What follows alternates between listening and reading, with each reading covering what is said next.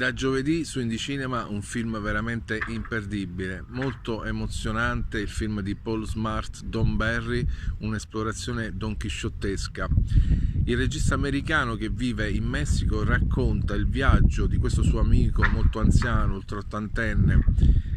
claudicante, che cammina col bastone, quindi insomma ha una veneranda età,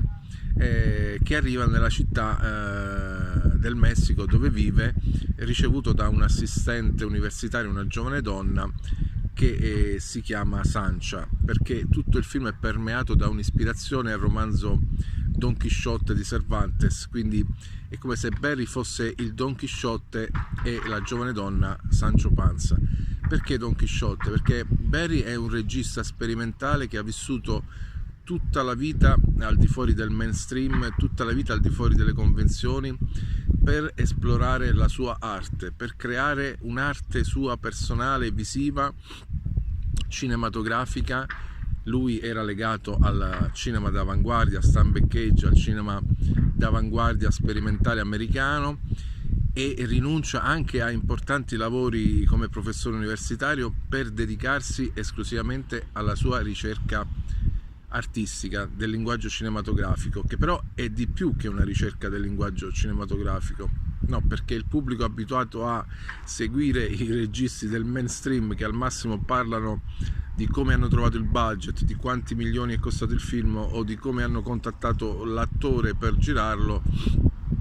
ecco, magari pensano che un regista sia quello. In realtà la natura esoterica, la natura magica delle immagini fa del cinema uno dei linguaggi più adatti a un personaggio come Barry, che attraverso le immagini, attraverso la luce, pensa di poter illuminare le cellule del suo cervello e raggiungere un super cervello. È un film pieno di suggestioni bergmaniane, attraverso una figura mortifera, la morte in persona con la falce, che segue Barry per le strade di questa amena cittadina messicana dove si svolge la festa del giorno dei morti, e ricorda anche il posto delle fragole, il vecchio professore che va alla fine a un confronto con la mortalità, con tutta la sua carriera, con tutti i suoi valori, in una sede universitaria che vuole attribuirgli un grande merito. Insomma, un film veramente bellissimo, imperdibile, con degli attori perfetti, perché sono attori della vita, attori, non è il termine adatto, interpretano se stessi nel film. Lo trovi da giovedì su Indie Cinema.